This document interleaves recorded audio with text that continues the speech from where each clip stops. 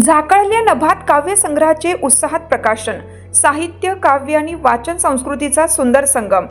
साहित्य प्रेमींसाठी प्रेरणादायी ठरलेल्या वातावरणात साहित्य कला मंच संगमनेर यांच्या वतीनं आयोजित झाकळल्या नभात या कवी सुभाष बी गोडगे यांच्या काव्य संग्रहाचा प्रकाशन सोहळा गुरुवार दिनांक 5 मार्च 2026 रोजी दुपारी 4 वाजता उत्साहात संपन्न झाला.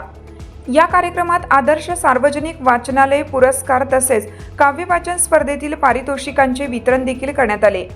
कार्यक्रमाच्या अध्यक्षस्थानी संगमनेर नगर परिषदेच्या नगराध्यक्षा डॉक्टर मैथिलीताई तांबे या होत्या, तर प्रमुख अतिथी म्हणून सुप्रसिद्ध कवी प्राध्यापक शशिकांत शिंदे आणि ज्येष्ठ साहित्यिक प्राध्यापक पोपट सातपुते यांची उपस्थिती लाभली.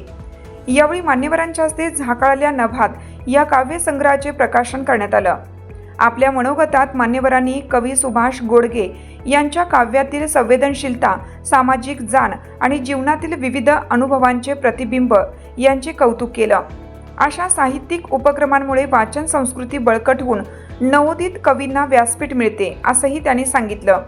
या कार्यक्रमाचे आयोजन साहित्य कला मंच संगमनेर यांच्या कार्यकारिणीने केलं होतं. मंचाच्या कार्यात सौ सुनीता घुले, कार्याध्यक्ष संजय नवले, उपाध्यक्ष कारभारी देवहारे, उपाध्यक्ष नितीन वाकचौरे, सचिव अनिल चांडक, सहसचिव दर्शन जोशी, खजिनदार अकबर शेख, कायदेशीर सल्लागार ॲडव्होकेट सुभाष गोडगे, तज्ज्ञ संचालक विजय पाटील, युवा संघटक सागर पन्हाळे, आलोक प्रकाश बर्डे, मार्गदर्शक सौ प्रतिमा काळे तसेच महिला संघटक सौ नम्रता दिघे आणि सौ अर्चना ठुबे यांनी परिश्रम घेतलं. कार्यक्रमाचे सूत्रसंचालन विजय पाटील सर तर नम्रता दिघे यांनी केलं. कार्यक्रमात संगमनेर परिसरातील साहित्यप्रेमी, कवी, वाचक आणि मान्यवर मोठ्या संख्येने उपस्थित होते. काव्य, साहित्य आणि संस्कृतीचा संगम घडवणारा हा सोहळा उत्साहपूर्ण वातावरणात पार पडला. आणि जे प्रिय बंधू भगिनींनो, सर्वांना नमस्कार. सर्वप्रथम मी साहित्य कला मंच संगमनेर यांची आभार मानते की तुम्ही मला अध्यक्षपदी आमंत्रित करून ह्या कार्यक्रमासाठी मला बोलवलं, त्यासाठी खूप खूप धन्यवाद. पुस्तक आणि मी असं थोडंसं लांब विषय आहे, खूप जवळचा विषय नाही आहे.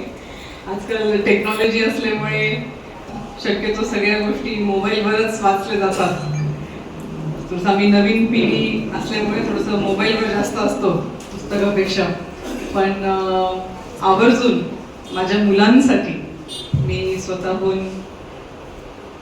पुस्तक हातात घेऊन बसायचा प्रयत्न तरी करते, कारण मला असं वाटतं की त्यांनी पण तो पुस्तकाचा स्पर्श, ते पानं उलटण्याचा जो स्पर्श असतो, तो भाव त्यांनी पण अनुभवा, म्हणून मी पण स्वतःहून प्रयत्न करते की मी त्यांच्यासमोर, माझ्या मुलांच्या समोर तरी पुस्तक घेऊन बसावं आणि म्हणजे त्यांनाही सवय लागेल. आणि त्यांच्याबरोबर बसून बसून कुठे ना कुठे मलाही सवय हळूहळू लागायला लागली. तर मी प्रथम तुमचे आभार मानते. तुम्ही इतक्या छान कार्यक्रमासाठी मला बोलवलं, इतकं छान कवितेचं पुस्तक सरांनी आपण आज प्रकाशित केलं, सरांनी लिहिलेलं, सुभाष गोडगे सरांनी. मी नक्की प्रयत्न करेल वाचायला, कारण माझं खरं शिक्षण चेन्नईमध्ये झालं असल्यामुळे मराठी मला पूर्णपणे बोलता येतं, पण वाचण्यात थोडीशी कुठेतरी कच्ची असल्यामुळे प्रयत्न तर नक्कीच करेल.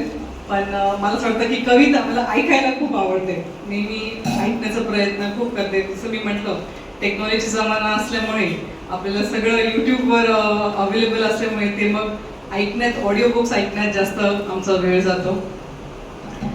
त्यांचेही मी आभार मानते आणि खूप खूप अभिनंदन तुमचं इतकं सुंदर पुस्तकाचं आज प्रकाशन झालं आणि तुम्ही सर्वजण इथे उपस्थित असल्यामुळे तुमचेही मी आभार मानते की तुम्ही सर्वांनी इथे येऊन यांना सपोर्ट केलं. तुमचा जो सपोर्ट आहे त्यांच्यासाठी तो खूप महत्त्वाचा आहे, कारण जर प्रेक्षक चांगले असतील ऐकणारे, तर मग कवींना कविता म्हणायला खूप आवडतं. तर तुमचे सर्वांचे मी आभार मानते. आणि आपण ह्याच्यासोबत शहरातले सगळे जे वाचनालय आहेत त्यांनाही आपण पुरस्कार देतोय.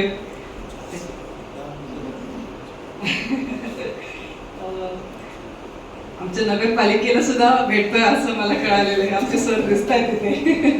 तर आमच्या घरी म्हणजे डॉक्टर सुधीर तांबेंना, दुर्गाताई तांबेंना, सत्यजित दादांना आणि डॉक्टर हर्षद तांबेंना सुद्धा ह्या चौघांनाही वाचण्याची खूप जास्त आवड आहे.